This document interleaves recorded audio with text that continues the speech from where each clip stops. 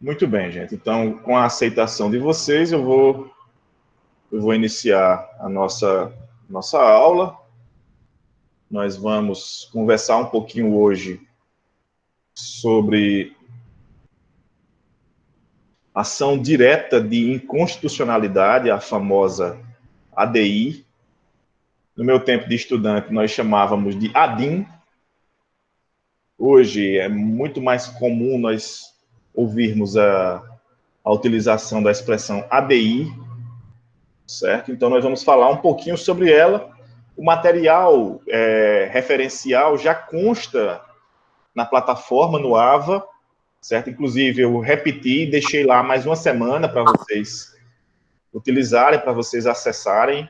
Está disponível, certo? Então, vamos fazer uma leitura daquele material e, se for necessário, a gente aprofunda o debate sobre a ação direta de inconstitucionalidade, certo? A famosa ADI. Então, para quem ainda não viu, gente, esse material já está disponível na plataforma desde a última semana. Desde a semana passada, tá bom? Vamos lá. A ação direta de inconstitucionalidade também é muito popularmente conhecida, popularmente não, mas no meio jurídico ela é muito conhecida como ação genérica.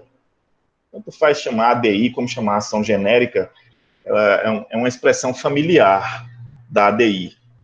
Ela encontra previsão constitucional, ela está prevista na Constituição, especificamente no artigo 102, inciso 1, a linha A da nossa Carta Magna, e é uma das formas de controle de constitucionalidade, uma das ações adequadas para a manutenção do controle de constitucionalidade.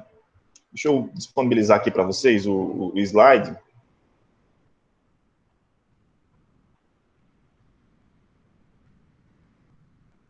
E aí me confirmem se vocês conseguem visualizar o PowerPoint.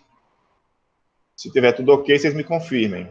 Beleza? Estou vendo aqui Matheus e estou vendo Jackson. O ok aí de Matheus, eu acho que vocês estão vendo, sim, o material. Ótimo. Ilan também já confirmou aqui pelo chat. Então, vamos lá.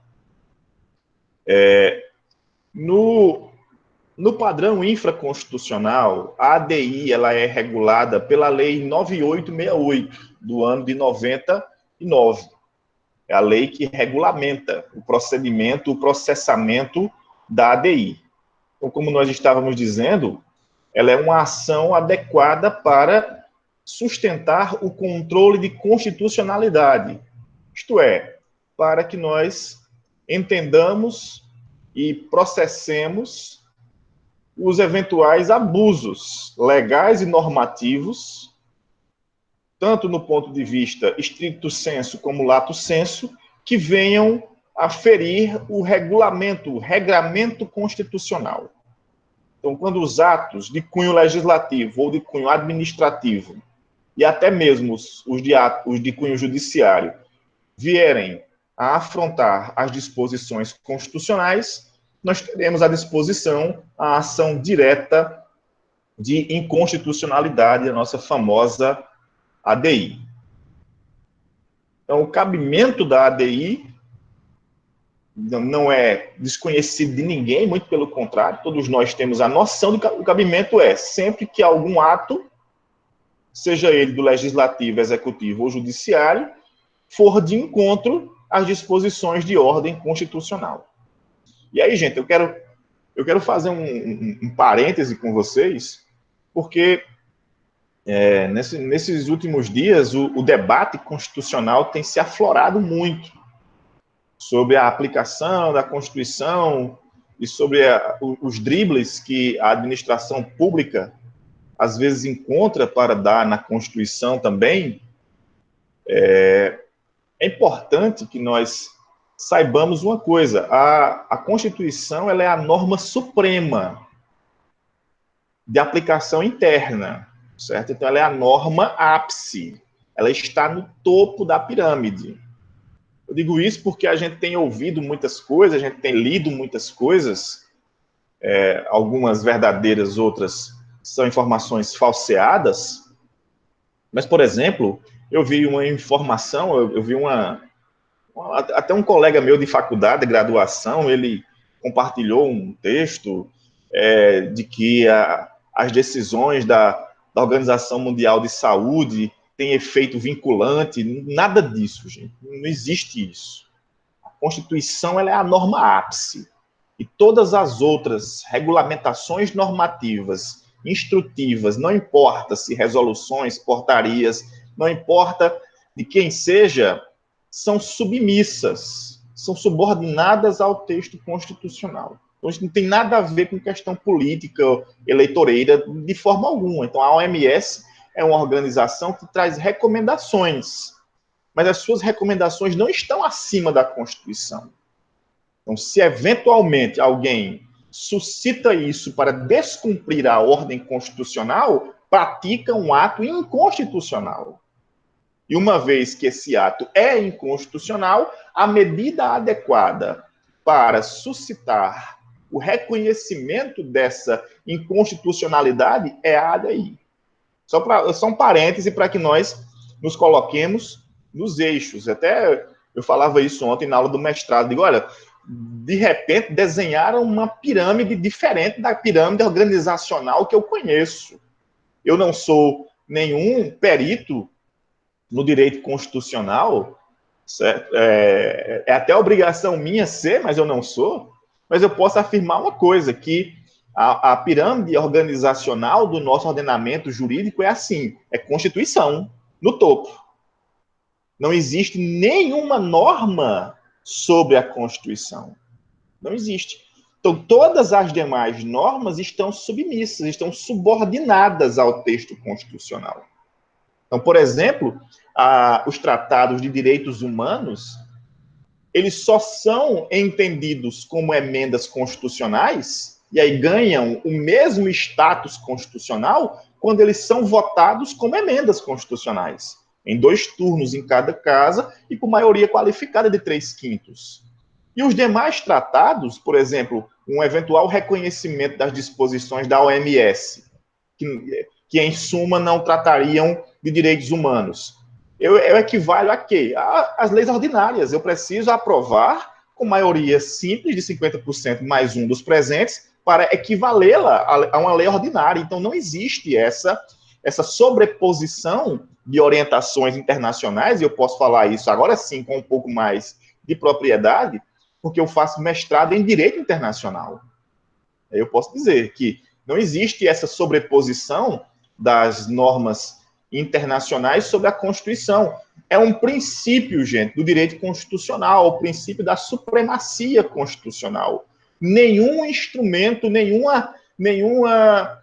regulamento organizacional funciona se ele não entender que a Constituição é a sua norma suprema. Então, primeira mitologia que nós vamos quebrar nessa manhã é isso, viu, gente? Então, vamos começar a estudar direito processual constitucional dentro de um prisma constitucional. Então, quando é que vai... Isso, perfeito, Jacques. É o parâmetro. A Constituição é o parâmetro para fins de julgamento dos atos e as suas adequações ao normativo constitucional, às disposições de ordem constitucional. Tudo bem? Então, vamos lá. Avançando aqui no nosso PowerPoint. O artigo 103, da nossa Constituição vai dispor sobre as pessoas legitimadas à propositura da ADI. Estão previstas em 9 incisos, são legitimados a promover a ADI todas as personalidades que estão identificadas nos 9 incisos. Emanuel não está vendo os slides, então eu vou interromper e vou reabrir, viu, Emanuel? Vou interromper e vou reabrir, para que todos vejam.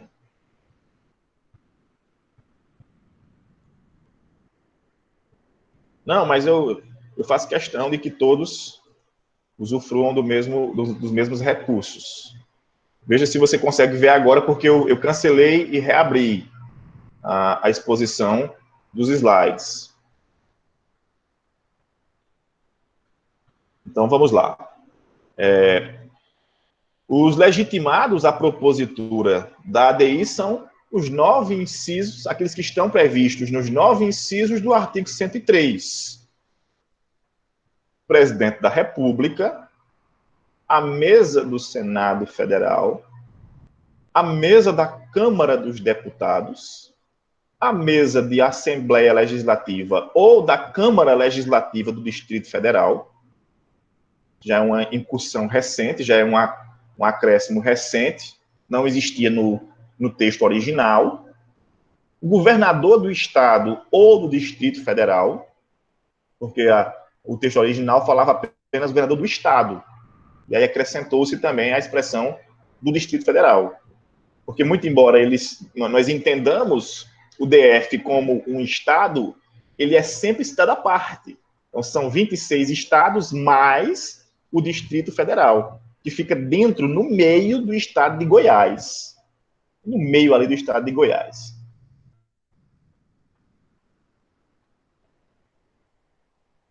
Ah, sim, você está assistindo no celular, eu não sei realmente se você consegue ver os slides, eu não vou mentir dizer que sei de certeza se você consegue ver, mas eu posso enviar. Esses slides já estão no AVA. Eu ia dizer que eu posso enviar, mas eles já estão disponíveis. Então, continuando. O Procurador-Geral da República, PGR, que hoje é o doutor Augusto Aras,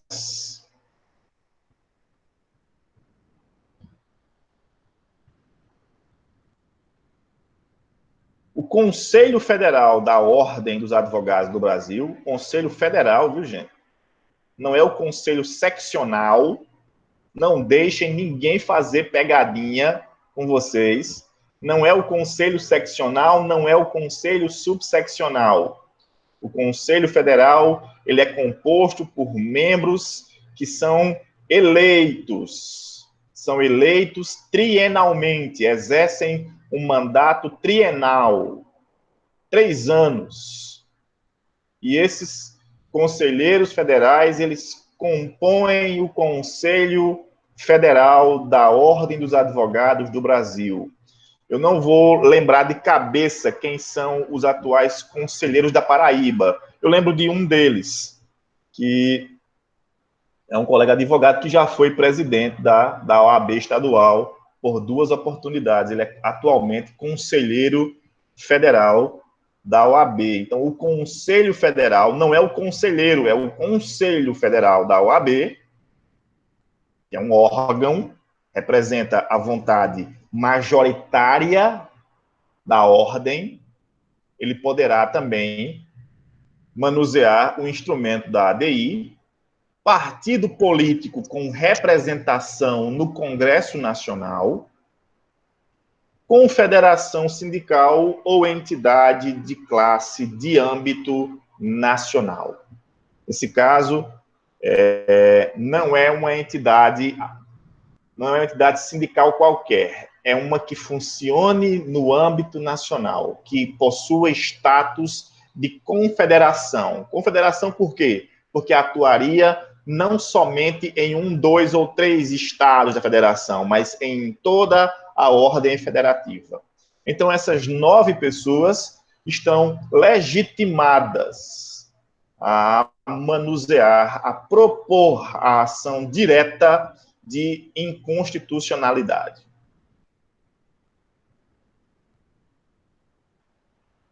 O Ministério Público atua como custos legis, ele é fiscal da lei. Veja que o inciso, deixa eu voltar aqui para o PowerPoint, o inciso 6 assegura ao MP, na pessoa do PGR, a titularidade, a propositura da ação direta. Todavia, nas hipóteses em que o MP não funciona, ele atua, quando ele não funciona como parte, ele atua como fiscal da lei, certo? E essa fiscalização é obrigatória. Isso está explicitado na Lei 9868, que é a lei que regulamenta a ação direta de inconstitucionalidade, a famosa ADI. Aqui estão os requisitos para a propositura de uma petição inicial em sede de ação direta de inconstitucionalidade. Essas disposições, elas vão estar previstas no artigo 3º da Lei 9868. Sempre que vocês forem estudar a ADI, gente, vocês não vão poder estudar a ADI somente com a Constituição, porque ela traz as hipóteses, mas não traz o procedimento. O procedimento vai estar previsto na lei infraconstitucional, que é a Lei 9868/99. É a lei que regulamenta a ação direta. Então, segundo o artigo 3º da Lei 9868, os requisitos que não podem faltar são o pedido e a indicação de lei ou ato normativo impugnado. Eu preciso fazer uma indicação de pedido e causa de pedir. Qual é a causa de pedir da ação direta de inconstitucionalidade? É a existência de um ato inconstitucional, seja ele do executivo, do legislativo ou do judiciário. Em havendo a existência desse ato, nós temos a causa petende suficiente para a propositura da ação direta.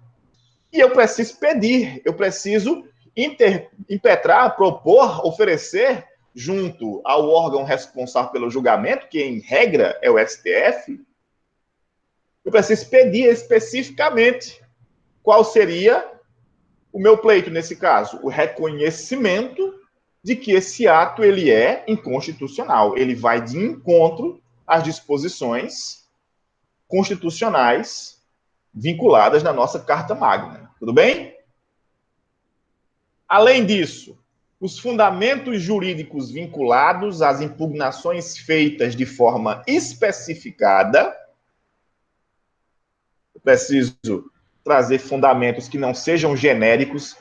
Gente, vocês estão ouvindo como caem por terras alguns mitos que são, às vezes, estabelecidos na prática forense? Que mito? Eu, quando fui aluno de prática, pelo menos, eu ouvi muito isso. Olha, não precisa trazer fundamentos na sua petição inicial. Dá-me os fatos que eu te dou o direito. Balela. Vocês estão vendo aí que na ADI não é assim que funciona? Eu preciso trazer os fundamentos e mais. Eu preciso coordenar esses fundamentos com as hipóteses que eu estou suscitando na petição. Eu preciso fazer uma harmonização dos fatos que eu estou narrando com os fundamentos. Gente, isso é letra processual, é causa de pedir próxima. Eu já tenho a causa de pedir remota estabelecida como sendo um ato inconstitucional, um ato lesivo à disposição constitucional, e agora eu tenho a obrigação também de trazer a causa de pedir próxima, o fundamento que eu vou utilizar para validar o meu discurso. E eu preciso coordenar, dizer exatamente em que sentido o meu fundamento se aplica na minha argumentação fática. Isso está estampado no artigo 3º da Lei 9868 de 99. Além disso, faz-se necessária a juntada de procuração ad judícia, procuração com os poderes da cláusula ad judícia, que são aqueles poderes que estão regulamentados no artigo 105 do CPC, então faz-se necessário, e eu também preciso juntar as cópias da lei ou do ato normativo, do ato que está sendo impugnado, para fins de condensação da minha tese argumentativa. Não basta eu dizer que existe uma lei. Então, o município de Patos, por exemplo, há uns anos atrás, eu não sei se essa lei está em vigor ainda, mas há uns anos atrás, o município de Patos publicou uma lei municipal para facilitar a contratação por excepcional interesse público. Então, o gestor que estava entrando no mandato, munido desse regulamento legislativo, ele tinha uma facilidade maior de gerir a cidade. Por quê? Porque ele não ia precisar fazer concurso público para preencher as vagas existentes. Ele contrataria por excepcional interesse público, e nós sabemos que a contratação por excepcional interesse público, ela é constitucional, mas ela não é perpétua. Eu não posso contratar alguém excepcionalmente para sempre, para 4 anos. Isso não existe. Excepcional é algo, como o próprio nome sugere, é algo advindo de uma exceção, de uma situação emergencial, de uma situação que faz necessária, melhor dizendo, a aplicação de uma exceção dissonante da regra. Então, essa lei municipal patoense, ela foi objeto de uma ADI.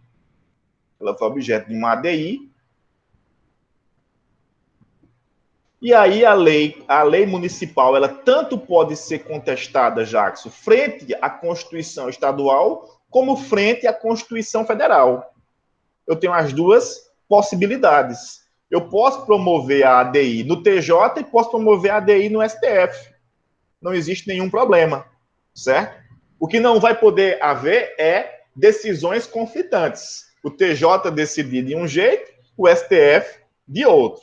Não pode. Então, havendo ADI proposta no TJ e proposta no STF, qual é a minha orientação? Se eu fosse desembargador, eu faria o quê? Eu suspenderia a do TJ, eu aguardaria o STF decidir para evitar decisões conflitantes. Essa é a vedação. A gente vai ver isso lá no finalzinho da nossa aula de hoje. Mas, sim, pode haver o controle, sim, também, o controle interpartes, ele é plenamente possível, só que aí, como o próprio nome já é bem sugestivo, Matheus, o controle difuso, ele não tem o alcance erga omnes que o controle concentrado tem. Então, eventualmente, o poder público seria objeto de intervenção, de uma incidência, de um incidente processual, reconhecido até mesmo dentro da sentença do magistrado, mas sem que isso gerasse uma vinculação erga omnes.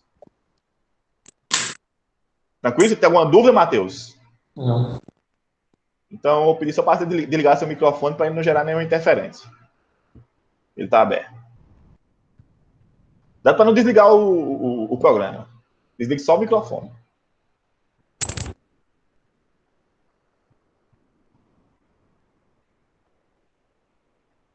O que, Jackson? Qual é a sua dúvida? Pode ligar o microfone e falar.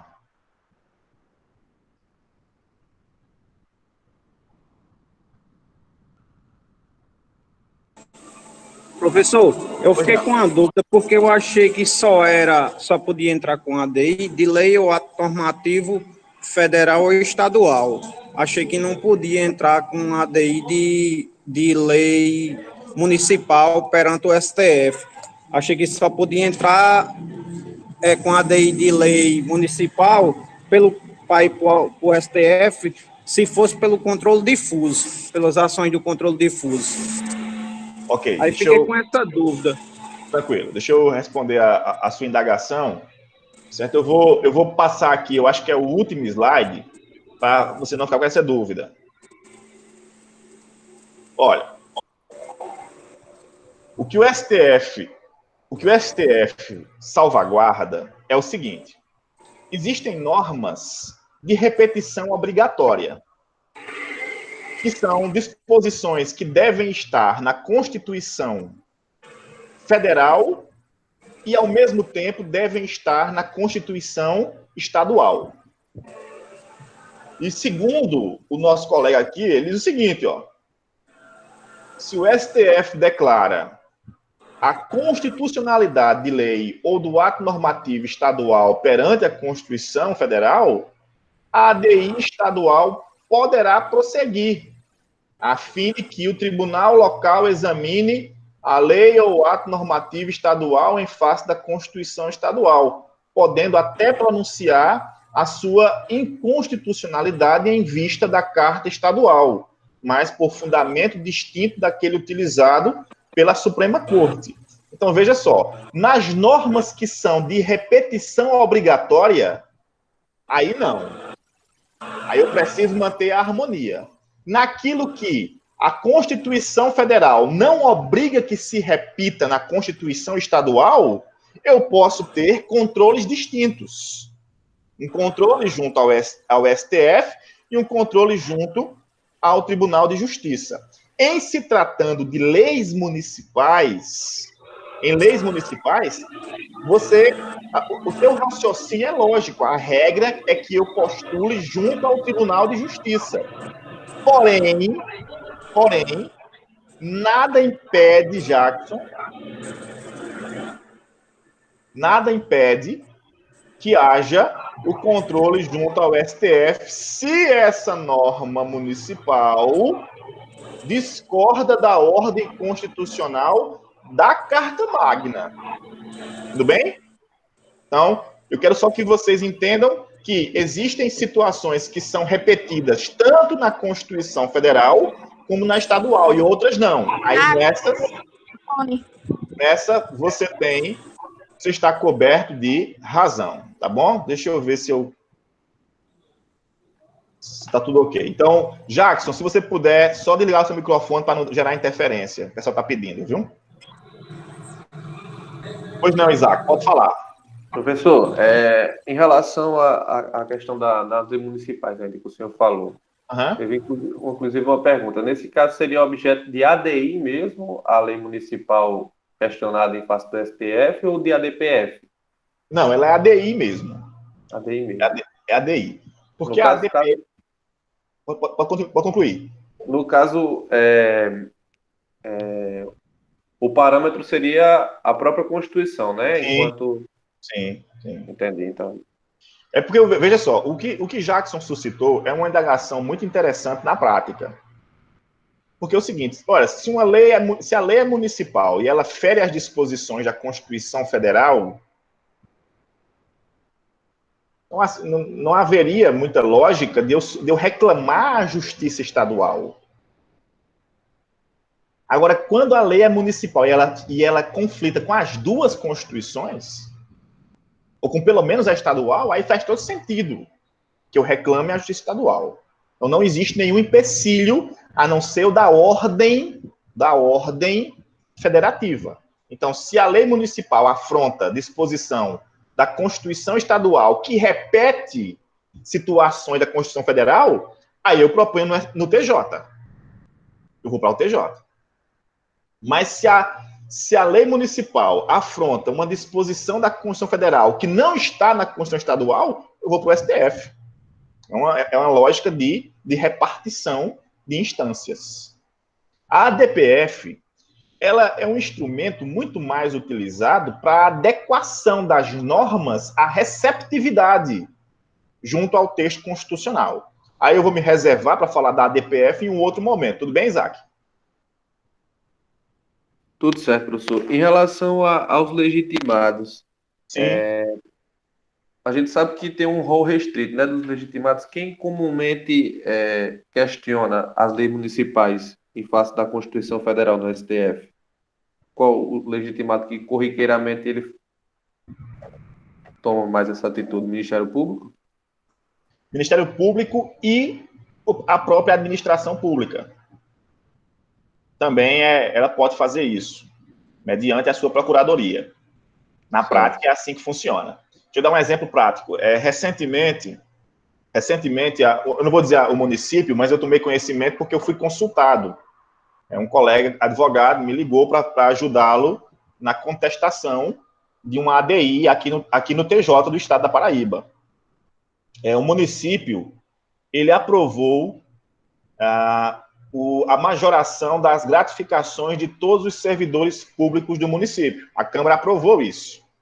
Então, a Câmara, um vereador, ele enviou um projeto para a Câmara votou e aprovou, por maioria, que todos os servidores tivessem uma majoração nas suas gratificações. E aí, independentemente de ser merecida ou não essa majoração, mas o projeto é inconstitucional. E por quê? Porque essas normas que geram despesas para os cofres públicos precisam partir do Poder Executivo. Parte do chefe do Executivo, perfeito. É iniciativa, certo, do próprio gestor. E aí, nesse caso, houve um conflito, certo, de pessoas hábeis a enviar esse projeto, a demandar o envio desse projeto. E aí o meu colega disse, não, mire aqui, eu faço o quê para contestar? Eu digo, olha, você vai encher linguiça, porque a lei ela é inconstitucional. Não tem o que fazer. E por que é que vai para o TJ e não para o STF? Porque, Jackson, a Constituição do Estado repete os dizeres da Constituição Federal. E aí, nesse caso, nós temos a obrigação, nesse caso, de propor a ADI junto ao Tribunal de Justiça. Tudo bem, Isaac? Ficou claro? Ok, professor, tudo certo. E aí, nesse caso, quem apresentou a ADI foi o próprio município, mediante o seu procurador. Ok? Vamos avançar, então. Deixa eu voltar aqui para onde eu estava. Eu estava aqui, todavia, né?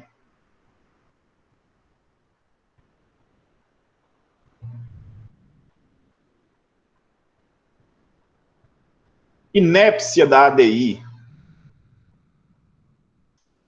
Inépcia, a gente conhece, né? O Instituto da Inépcia.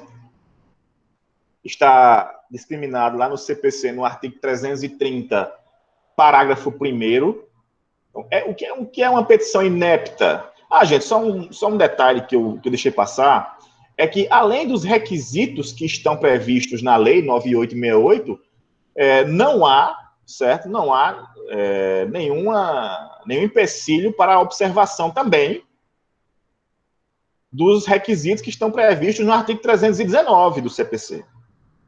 Tá? Que é todo aquele padrão estabelecido pelo CPC também é observado junto à ADI. Né?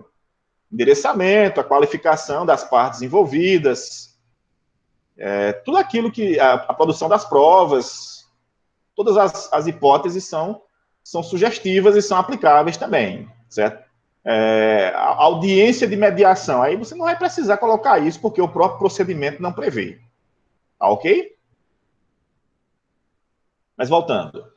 Então, inépcia, como nós conhecemos na seara processual, funciona quando nós temos pedidos ou causas de pedido inexistentes, ou quando esses pedidos foram feitos de forma indeterminada, ou ainda quando a narrativa dos fatos não gerou uma conclusão lógica. Eu já imaginou se eu tivesse narrado que uma lei é constitucional e, ao final, eu pedisse para que o tribunal declarasse a mesma norma inconstitucional? Haveria uma falta de lógica, uma falta de harmonia, de sintonia entre os padrões abordados. E a última hipótese é quando há pedidos incompatíveis. Então, não seria possível no ADI, já que na ADI o pedido ele é muito específico, é estritamente específico, que é pelo reconhecimento da inconstitucionalidade da lei ou do ato.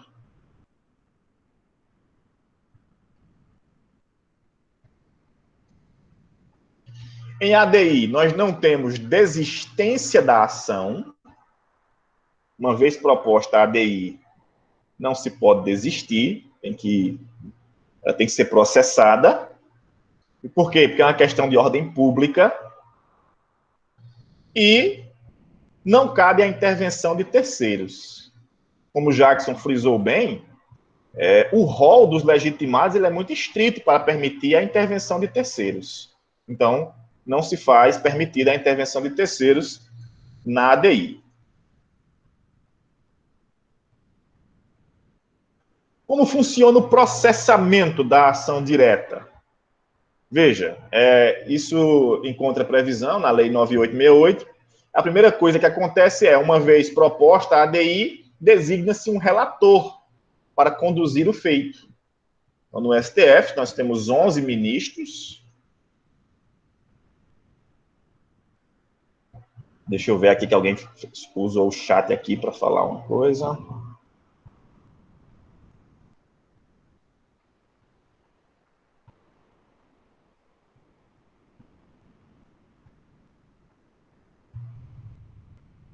Deixa eu abrir aqui a Constituição para ver. É na Constituição ou é na lei, Matheus? Sua pergunta. É na lei, Delmir. Na lei? Então deixa eu abrir aqui. Na lei, artigo 28, né? Isso, parágrafo único.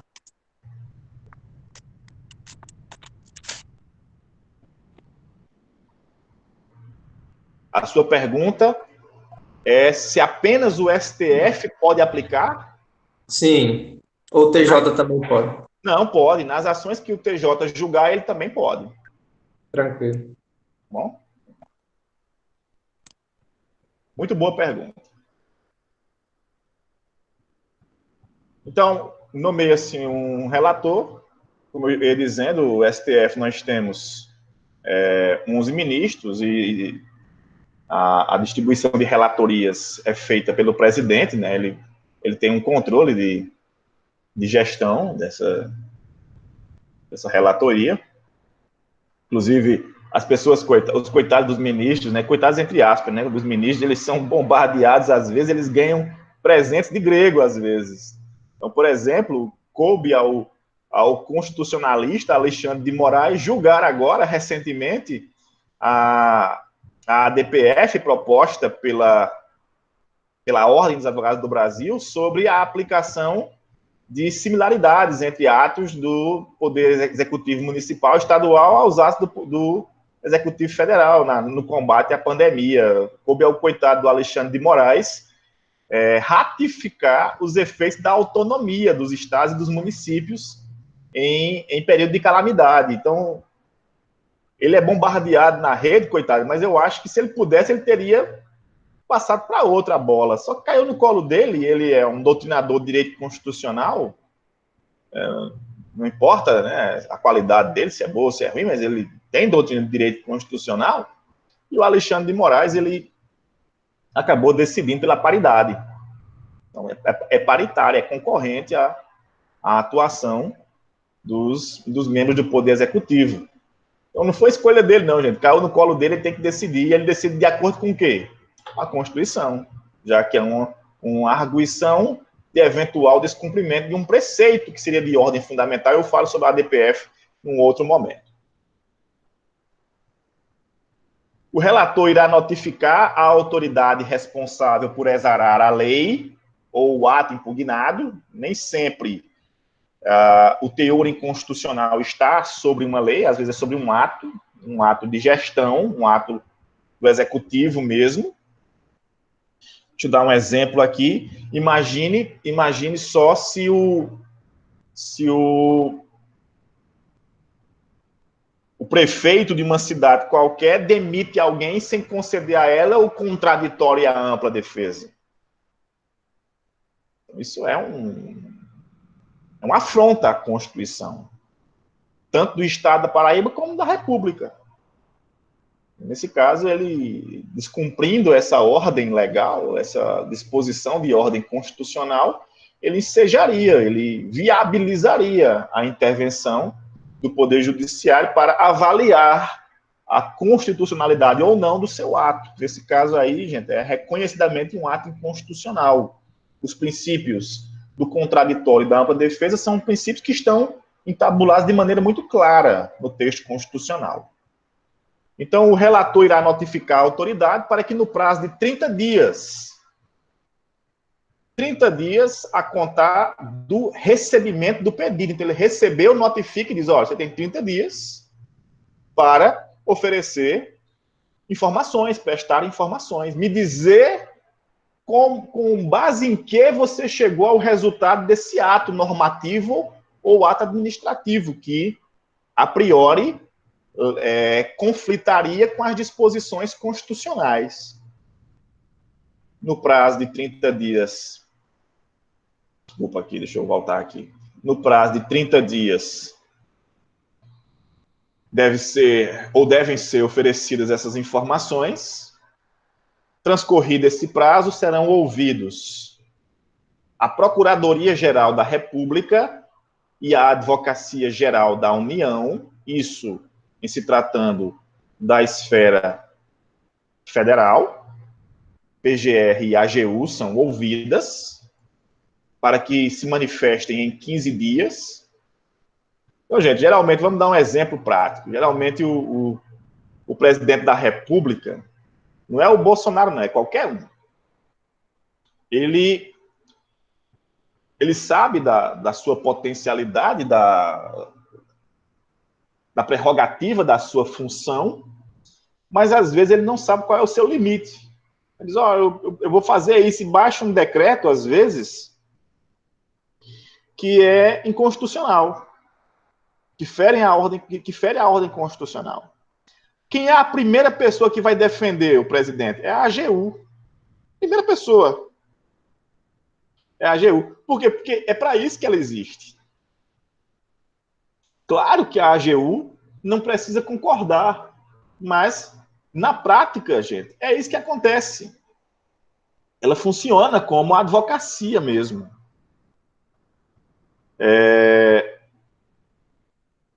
A PGR ela é ouvida pelo fato de ser fiscal da lei. A gente já tinha debatido isso anteriormente. Emanuel foi provocado aí para responder. Não sei por qual razão. Alguma coisa ele falou aí. No privado de Ilana, eu acho. O relator encaminhará cópia para os demais ministros e pedirá dia para julgamento. Gente, é importante saber que a ADI deve ser julgada pela... sim. Mas eu falei antes, né? Não é o Bolsonaro, é qualquer presidente. Todos os presidentes passam por essa situação de extrapolar um pouco do seu limite, do limite da sua atuação. Porque quando você, num presidencialismo, é o nosso regime, certo, democrático, no nosso regime presidencialista, o presidente ele se arvora como a pessoa mais importante da República, porque ele é eleito pela maioria dos votantes para um mandato. O presidente da Câmara, ele é eleito pelos seus pares. E o presidente do STF também. Então, o único que tem voto popular é o chefe do executivo. Então, ele se arvora como a pessoa mais importante da República. E é natural que ele extrapole, que ele acabe enveredando, trilhando caminhos diversos do objeto legal, do objeto constitucional. Isso é normal, não acontece somente com o presidente atual, não. Aconteceu com praticamente todos os outros. E aí é onde entra a intervenção do judiciário para avaliar. E aí eu toquei no assunto só para dizer que a AGU é a primeira a se levantar, para dizer, olha, calma aí, o presidente pode. Mas aí, quando não tem justificativa, a AGU nem sempre vai assentir, tá bom?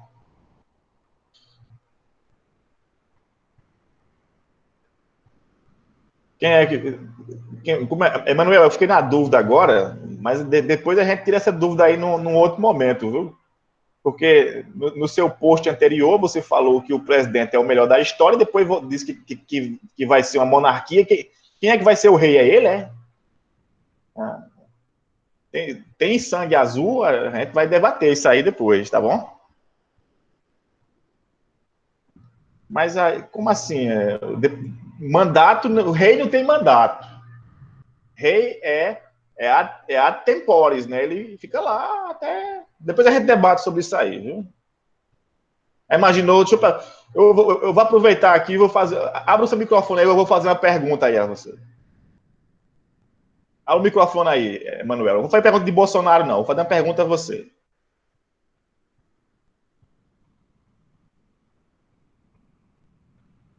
Já imaginou, Emanuel, um comandante de pelotão para sempre?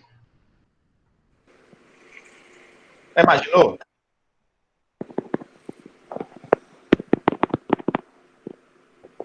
Pronto, abri. Já imaginou um comandante de batalhão ou de pelotão para sempre? Eterno? Monárquico? Mas seria só o chefe de Estado, né? Não, você não é bombeiro militar? Sou. Imagine se tivesse um comandante para sempre. Imagino. Que não tivesse a rotatividade. Certo. Já imaginou como seria ruim sua situação na condição de bombeiro militar? Mas aí teria o chefe de governo, né? Não, esqueça a administração pública. Estou falando só do seu trabalho, do seu ambiente de trabalho. Não, aqui acontece também. Não, para sempre não. Eles se aposentam, eles são transferidos. Não é assim que funciona? Sim. Então, a democracia funciona assim. Aquilo que não é 100% eficaz, com o tempo é modificado. Já imaginou se Dilma fosse para sempre? Aí, meu amigo. Tá mas vendo? aí. Mas, democracia é bom por isso, porque ó, não funcionou com a Dilma, aí veio o eleitorado e colocou o Bolsonaro lá. E se ele for bom, ele fica lá os 8 anos dele, mas depois tem que vir outro. Democracia funciona assim. Mas na monarquia parlamentarista também tem. A monarquia não. A monarquia, o chefe de Estado, ele pode inclusive trocar o chefe de governo. Justamente, por isso que seria bom. Mas a gente debate isso depois, tá bom? Tá bom. Vamos voltar aqui para a ADI. Foi só um contraponto, assim, porque eu ando assistindo muito a série da Rainha Elizabeth. Quem nunca assistiu, assiste. É uma série muito boa, The Crown. Conta a história da rainha. A Ilana assiste. E o Churchill, que era uma figura altamente importante do Reino Unido, ele uma vez adoeceu e ele não contou à rainha que estava doente. E a rainha chamou ele na sala dela, deu-lhe uma chamada, ela bem novinha, com 25 anos, e ele é um senhor de quase 80. Eu vou dizer a você, eu não queria levar um carão daquele, não. Ela deu um carão tão grande no Churchill que ele quis chorar. Ainda se engasgou com a lágrima. Então, assim, na monarquia acontece do chefe de...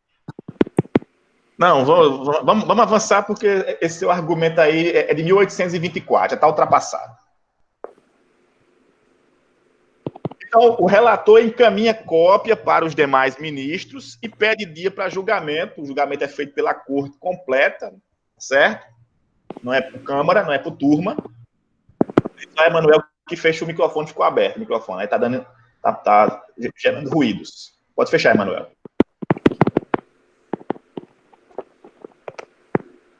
Tá tentando. Tá certo. Conseguiu. Avançando. É possível, certo, a concessão de cautelar previamente ao julgamento, é possível. Nesse caso, a maioria deve ser absoluta, não é maioria simples, é maioria absoluta dos votantes. Então, nesse caso, o STF tem 11, eu preciso de 6 votos. Ah, professor, e se no dia o ministro Gilmar Mendes faltou? Eu continuo precisando de 6 votos. Acontecia muito com o ministro Joaquim Barbosa, ele faltava muito às reuniões. Por isso que ele pediu a aposentadoria, porque ele não tinha uma saúde, segundo ele, né, completa, ele faltava muito às reuniões. O STF funcionou muito tempo, com 10, com 9. E quando isso acontece, eu preciso de uma cautelar no ADI, desculpa. Qual o quórum? de votos necessários para a aprovação da cautelar? 6 votos, independentemente de quantos estejam no plenário. Tudo bem? A depender da urgência da medida, é possível a chamada concessão da cautelar inaudita altera pars, ou seja, sem ouvir os órgãos responsáveis. Então, a Corte Suprema vai tomar a decisão sem ouvir os fabricantes da norma, aqueles que atropelaram o processo legislativo e fabricaram uma norma inconstitucional ou um ato inconstitucional. A decisão em sede de cautelar gera efeitos ex nunc, em regra. Então, liminares em ADI geram efeito ex nunc, não retroagem. Geralmente. Por quê? Porque é possível que o próprio STF reconheça os efeitos ex nunc. Mas isso precisa ficar expresso na decisão. Isso também encontra previsão na Lei 9868. É uma disposição que está prevista na lei que regulamenta a ADI. Então, vamos recapitular, para não ficar dúvida. Em regra, as liminares têm efeito ex nunc. Quer dizer que nunca poderão ter efeito ex nunc? Podem, mas isso, excepcionalmente, precisa ficar expresso na decisão que julgou liminarmente a ADI. Em caso de deferimento da cautelar, ocorrerá a repristinação da legislação anterior, no caso de lei. Então, por exemplo, imagine que a Lei 1 foi revogada pela Lei 2. Mas a Lei 2 é objeto de ADI. Então, eu concedo uma liminar para cessar os efeitos da Lei 2. Enquanto não julgar a ADI, continua valendo os efeitos da Lei 1.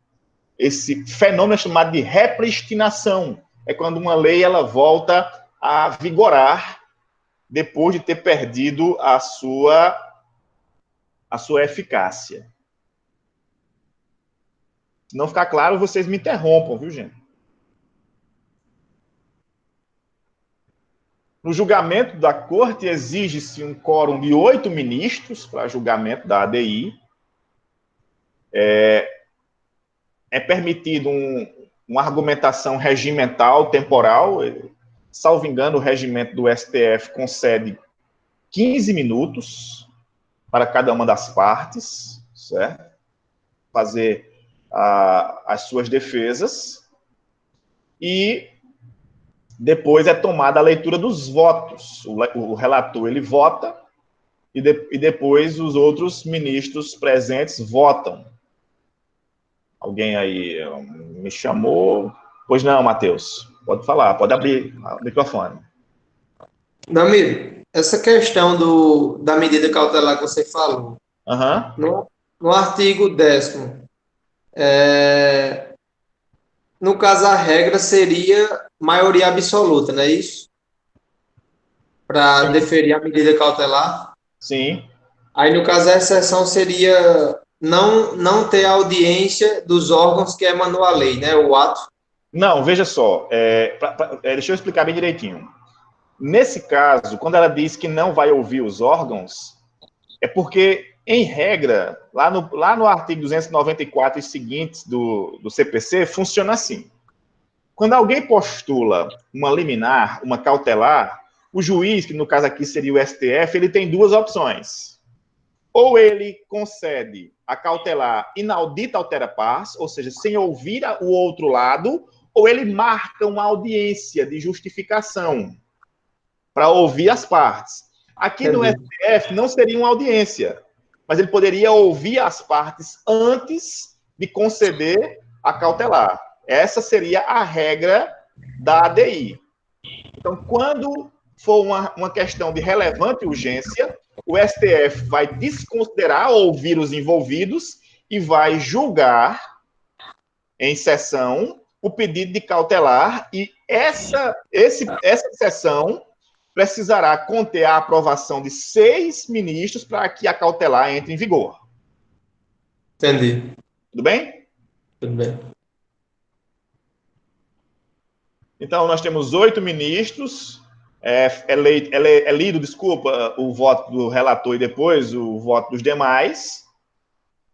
É encaminhado o teor da decisão ao responsável pela edição da lei, tá? Aqui está faltando a letrinha, ou do ato impugnado. A decisão que julga a ADI não é a AFI, a ADI é impassível de recurso, não cabe recurso. E em prazo não superior a 10 dias do julgamento, será publicado o acórdão. De que maneira chegou-se à conclusão se aquela lei é ou não inconstitucional.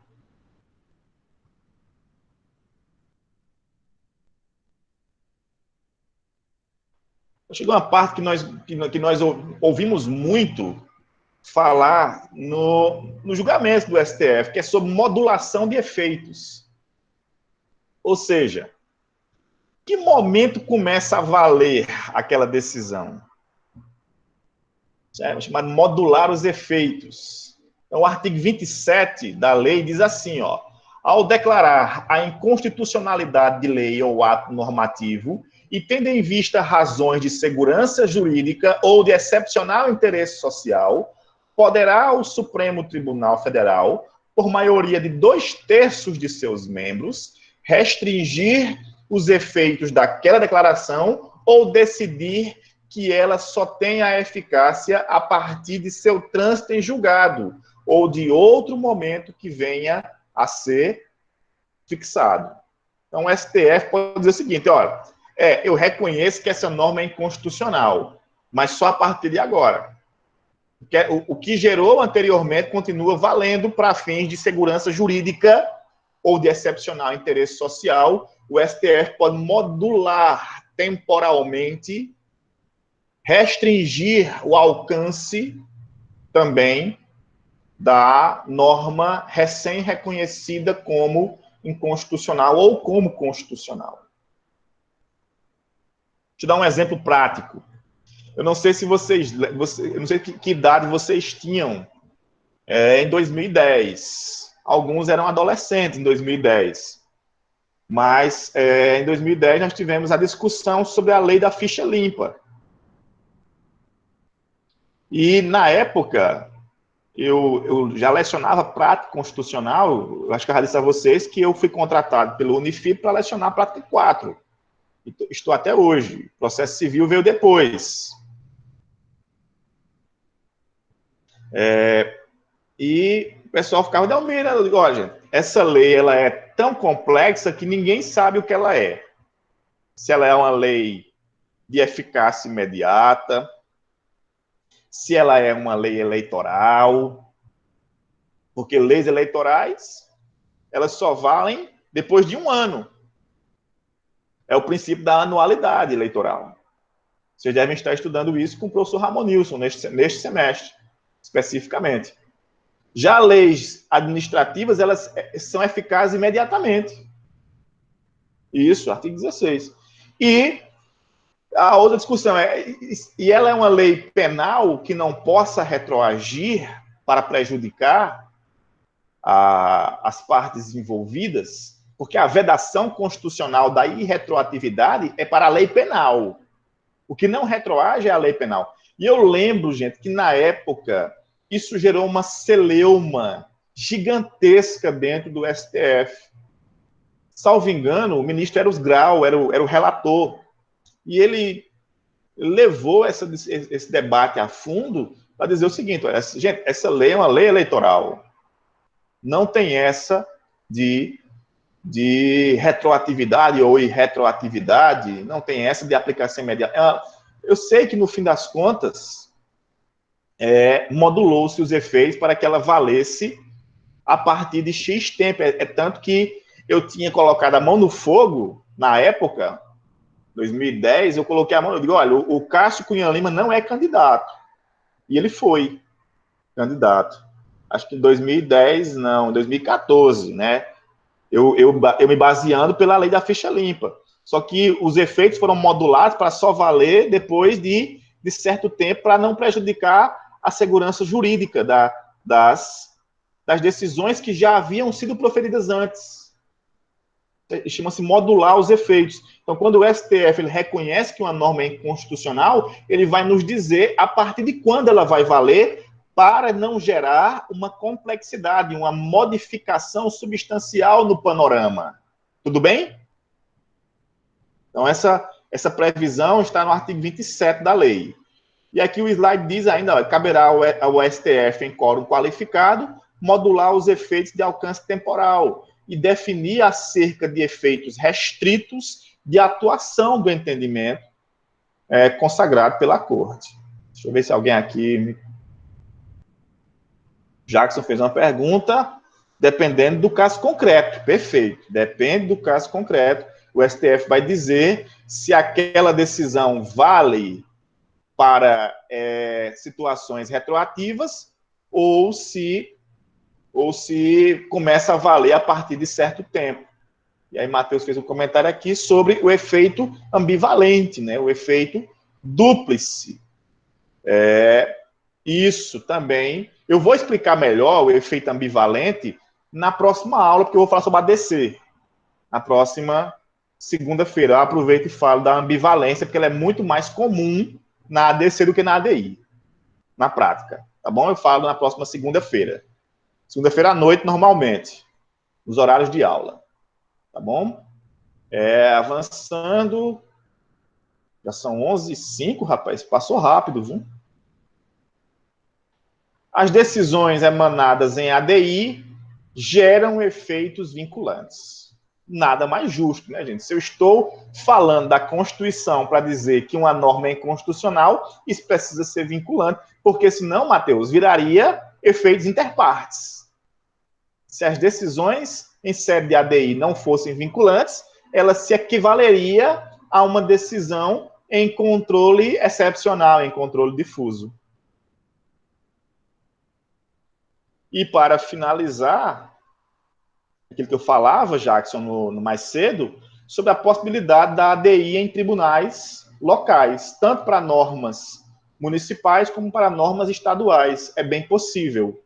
E aí, no caso, eu preciso só entender a questão das normas repetitivas.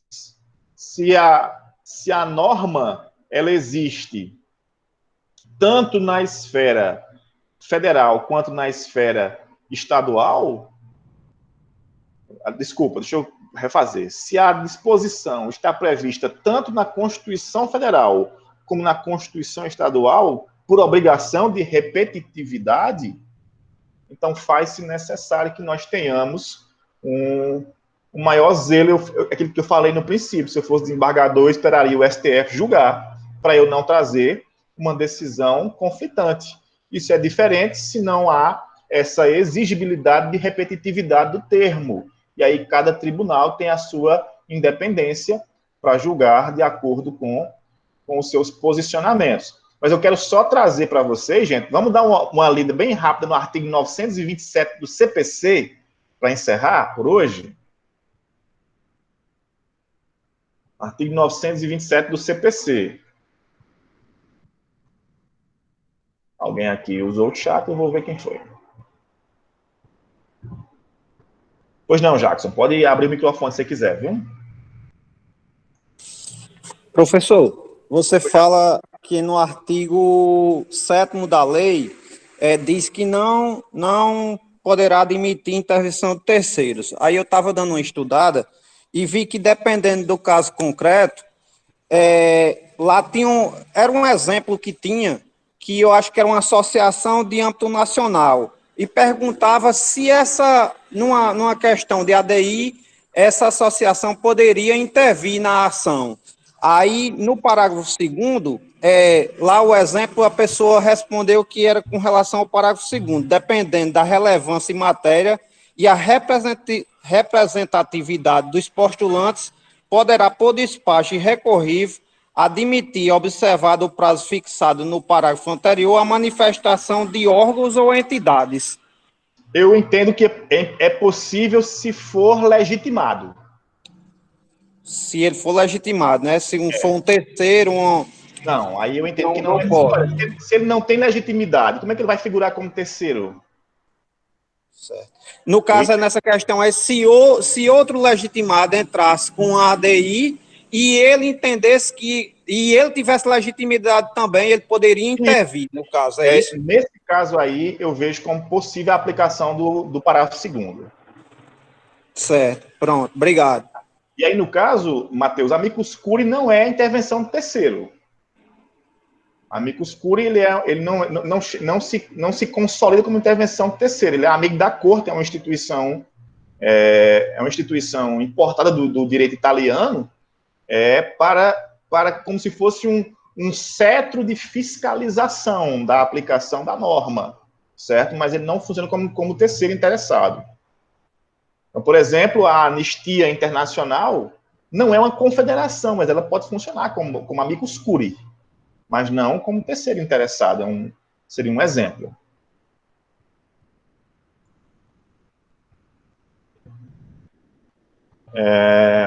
Então, gente, voltando ao que eu pedi para vocês abrirem, que era o artigo 927 do CPC.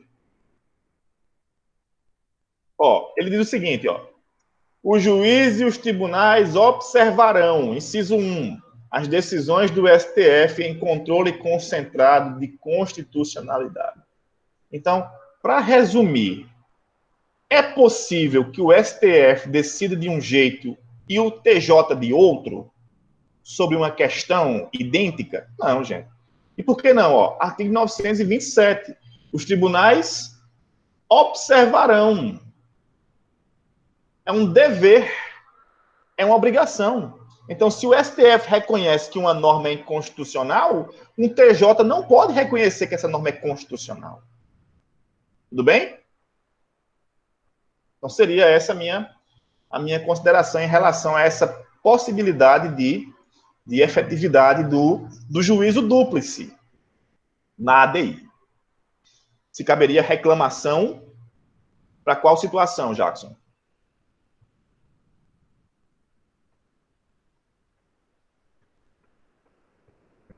Pode falar no microfone, se quiser, viu?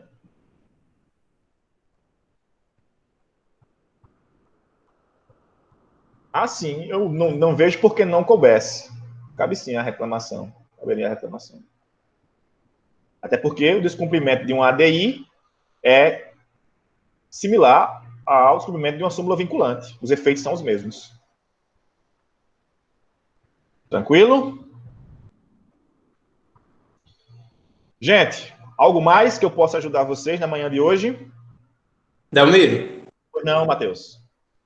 Eu não sei se você viu uma pergunta que eu fiz a você no fórum. A respeito do princípio. Foi essa semana? Não, foi semana passada. A respeito do princípio? É porque é o seguinte, você colocou a ADI semana passada, você lembra? Lembro, sim. Aí eu postei lá, entendeu? Aí quando eu fui olhar quais os requisitos foi pedido nessa peça, aí faltou a questão do princípio da proporcionalidade e da razoabilidade. Eu não entendi bem. Sobre esse caso do partido político que entrou com a ADI. Certo. Não entendi bem por causa dessa introdução, desses princípios. Se tiver essa dúvida, eu posso refazer a pergunta lá no fórum. Não, veja só, é porque é o seguinte, eu vou ser bem honesto com vocês. Eu coloquei a pergunta lá para vocês responderem. Vocês têm 15 dias para responder essa pergunta, que é a atividade, a tarefa, não é isso, Matheus? Isso. Aquele caso ali foi o caso da OAB de 2015. Foi a OAB que minha esposa fez. Certo?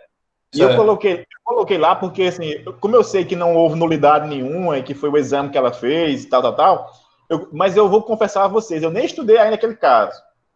Então, eu vou deixar vocês responderem, aí depois eu vou fazer um espelho bem direitinho e coloco lá à disposição para vocês no ambiente virtual. Pronto, tranquilo, obrigado. Valeu.